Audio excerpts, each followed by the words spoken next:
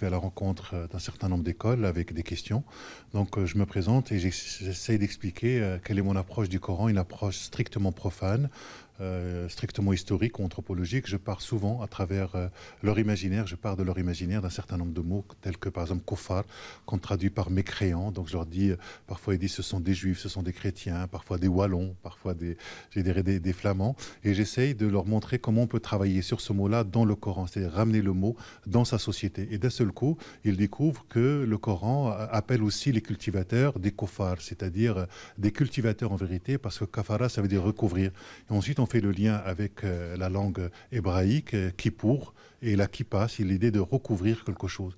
Et c'est très important de les faire voyager dans le temps pour essayer de leur montrer comment fonctionnait la société derrière le Coran, pour qu'ils ne puissent pas plaquer leur conception d'aujourd'hui sur un texte ancien. Donc, nous essayons de développer la distance et l'esprit critique avec ces jeunes, mais en les faisant participer, tout de suite, comme vous avez pu le voir, à la réflexion. Donc, c'est une conférence qui est interactive.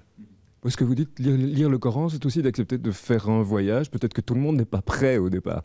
Oui, tout le monde n'est pas prêt pour faire ce voyage-là parce que soit vous êtes dans l'ignorance, et on dit souvent que le contraire de la connaissance, ce n'est pas l'ignorance mais les certitudes, soit vous avez des gens qui sont dans un islam identitaire qui passe par le vestimentaire et l'alimentaire, et donc le religieux a affaire avec de l'affect et de l'intime. Et dès que vous touchez ça, en vérité, vous avez une croyance qui fait corps et qui n'arrive plus à s'exprimer que par la polémique ou parfois par la violence. Et c'est pas facile de prendre de la distance vis-à-vis des croyances que nous avons. Alors il y a aussi le temps des questions et des réponses. Vous avez rencontré des jeunes de Molenbeek qui sont ici dans la commune de Gansoren, d'autres communes. C'est parfois tendu.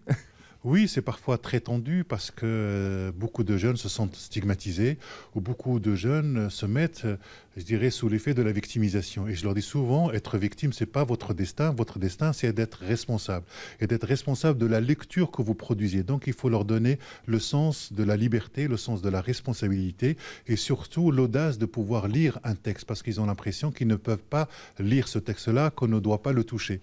Donc, il nous faut quelque part désacraliser leur représentation sur le Coran et en disant nous allons étudier le Coran comme on peut étudier un texte littéraire ou un texte historique.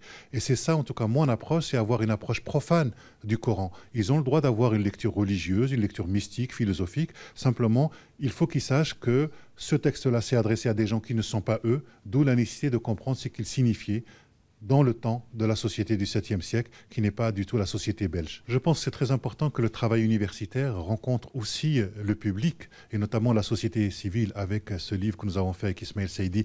Finalement, il y a quoi dans le Coran? On a voulu mêler à la fois, je dirais, l'aspect humoristique d'Ismaël et l'aspect de l'érudition. Donc c'est une rencontre qui a permis à ce livre, je dirais, d'apparaître. Aujourd'hui, il est étudié dans les écoles, que ce soit en France, au Maroc et en Belgique.